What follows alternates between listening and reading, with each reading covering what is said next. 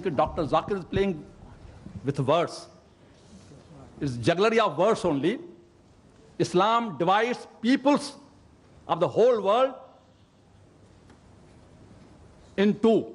One is Mu'min and there is Kafir. Definitely we don't believe and trust in many things which Islam says.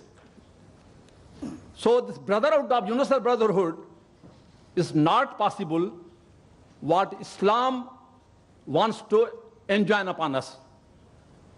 Islam only creates divisive forces.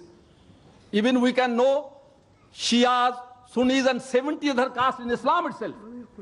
I'm putting the question. No problem. Universal, but Islam cannot give universal. It's only Hinduism which can give universal brotherhood. Ekam satya vipra bahuda vadanti, which you have just quoted. Islam does not recognize killing the cows, killing the kafirs, taking their property, loot, women folk. Islam tells how brotherhood can come. And you talk of brotherhood, is a jugglery of words only. Really speaking, you are talking Hinduism in the name of Islam. The brother has made several comments. And Islam says, Inna Allaha ma sabrin. For verily, Allah is with those who are patient. For brotherhood to prevail, you should be patient. If I'm not patient, there'll be a fight between me and my brother. Islam says, in Surah Baqarah, chapter number 2, verse number 153, Inna Allaha ma sabrin. For verily, Allah is with those who are patient. And for brotherhood to prevail, you should be patient. And I respect my elderly brother out here. He may be having a good study of Hinduism, but I'm sorry that I disagree with him. His study of Islam is a bit weak, I would say. And I do agree with him that Islam, there are two types of people. One is a believer, Mu'min, and the other, he said, is a kafir according to him. In every religion, there are two types of people. Even in Hinduism, a Hindu and a non-Hindu. In Christianity, Christian and non-Christian. In Judaism, a Jew and a non-Jew. In Islam, a Muslim and non-Muslim. So where does Islam differ? And I'm not here to criticize Hinduism. I'm not here to criticize Hinduism. But since you're a learned speaker, I would like to speak on Hinduism because I am a student of comparative studies. I've read the Vedas, I've read the Upanishads. But if just for a small comment, according to the Vedas, it mentioned that the humankind has been created from four parts of Almighty God. From the head, it is the Brahmin. From the chest is the Kshatriyas.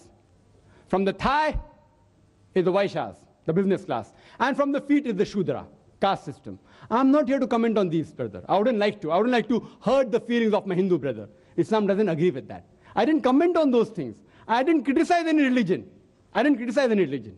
I didn't say that this religion is wrong. But you, if you know your Veda very well, you should testify to the audience. Doesn't the Veda say that from the head you have the Brahmins, from the chest you have the Kshatriya, from the thighs you have the Vaishya, the business class, learned class, warrior class, business class, Shudras. The Shudras are supposed to be downtrodden. And there are books written by Dr. Ambedkar. I don't want to go into the details, brother.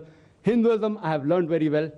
I respect many aspects of Hinduism. Certain aspects, I don't agree. I have to say because they have forced me to say. Quran says in Surah Anam, chapter 6, verse 108, revile not those who worship God besides Allah, lest in their ignorance they will revile Allah subhanahu wa ta'ala. What I spoke is the positive aspect of Hinduism. That is, they believe in the concept of one God. Regarding a question that, the Muslims, they keep on killing people, they keep on killing cow, you said, correct? You said that. See, every allegation requires an answer. So time doesn't permit.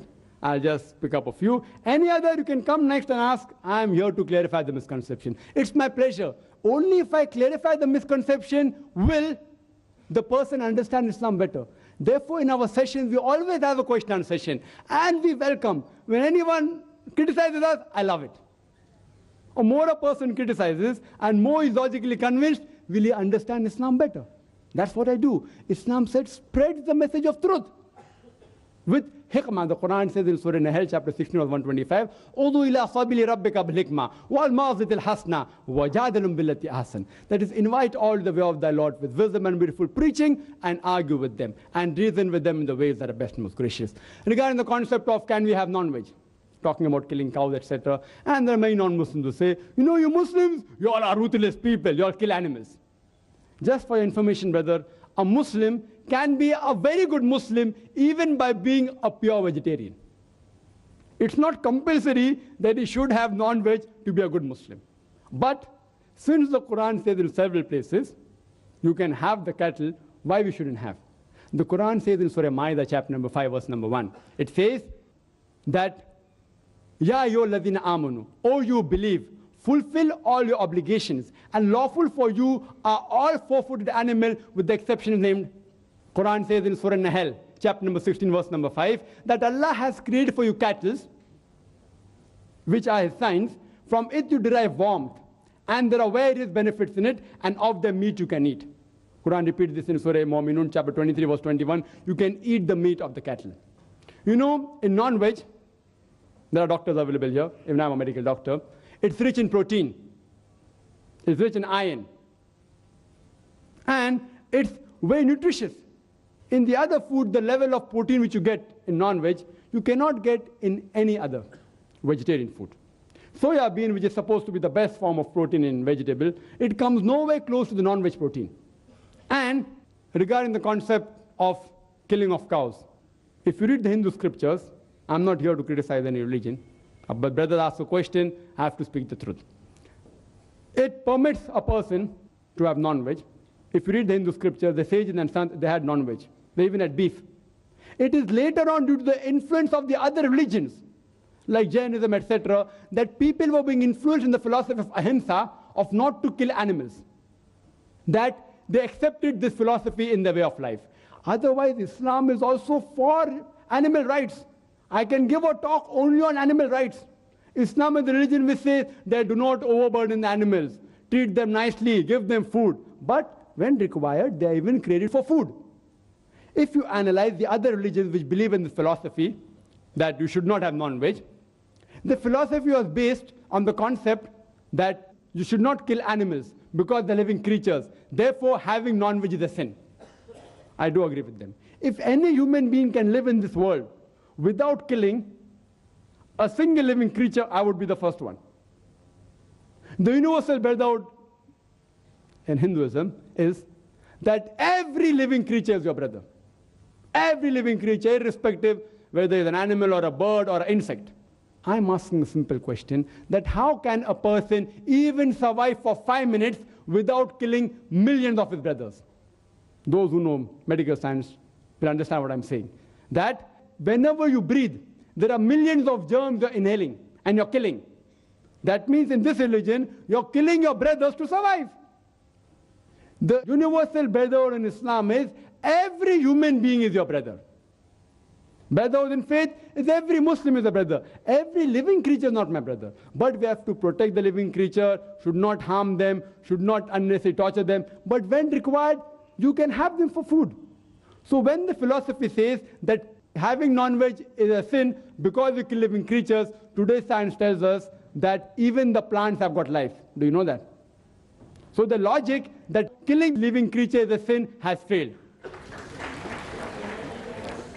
So now they change the logic and they say that, see, plants have got life, but plants can't feel pain. Therefore, killing the animals is a greater sin as compared to killing plants.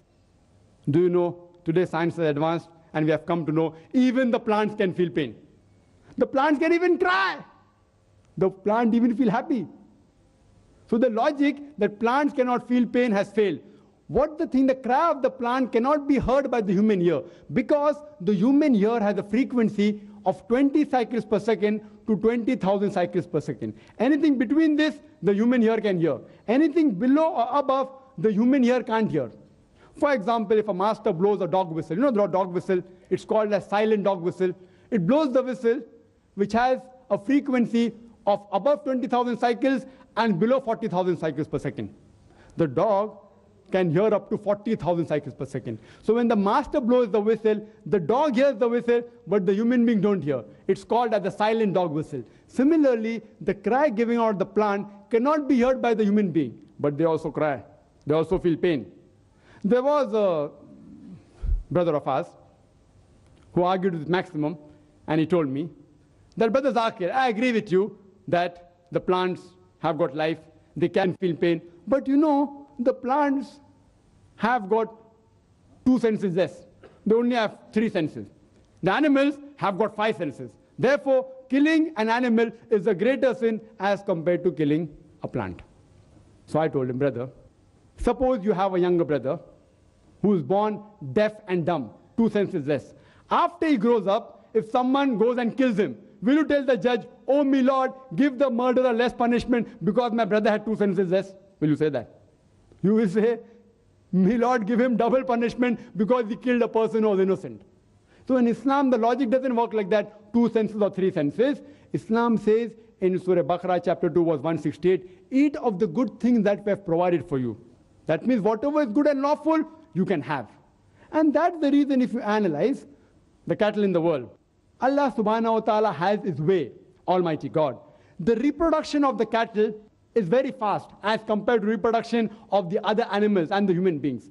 They reproduce very fast. If I agree with you that no human being should have any cattle, then we will have overpopulation of cattle in the world.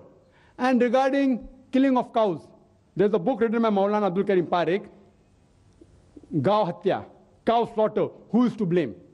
And we analyze the people that deal in leather of cows, more non-Muslim than Muslims.